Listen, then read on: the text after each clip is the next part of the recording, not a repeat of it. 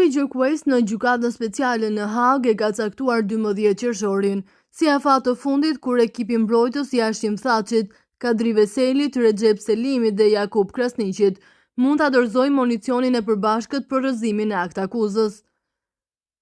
Kimberly West dhe ekipi i saj do të kenë mundësi që deri në 7 korrik të tregojnë se duhet të mbetet në fuqi akti akuzues, ndërkaq vetë paneli gjykues i krahasuar nga Charles Smith ka bërë të ditur se synojnë të marrin një vendim lidhur me rrëzimin e akt akuzës së madhe më 14 korrik.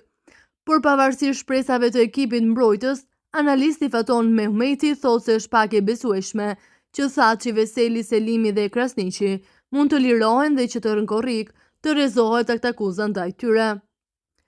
Nga 14 korriku deri më 17 korrik pritet të jetë një datë më e rëndësishme deri më tani në procesin ndaj Thaçit dhe të tjerëve. Varet çfarë vendimi do të marrë gjykata, a do të pranojë apo jo hedhjen e akuzës në ndonjërs pikë apo komplet akuzës. Janë 2 pika kryesore nga gjithsej 10, pika për krimet kundër njerëzimit dhe krime lufte.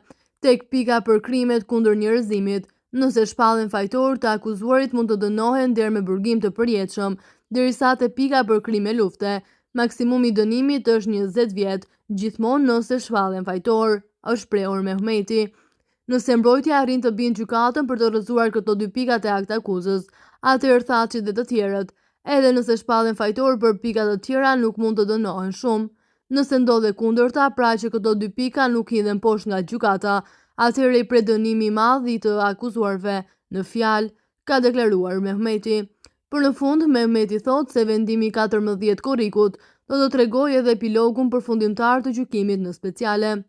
Prandaj, në mes të korrikut, në një farë mënyre, pritet të dihet edhe epilogu i procesit ndaj Thaçit dhe të tjerëve, që sipas gjasave mund të përfundojë brenda këtij vitit kalendarik, ka përfunduar analisti Faton Mehmeti.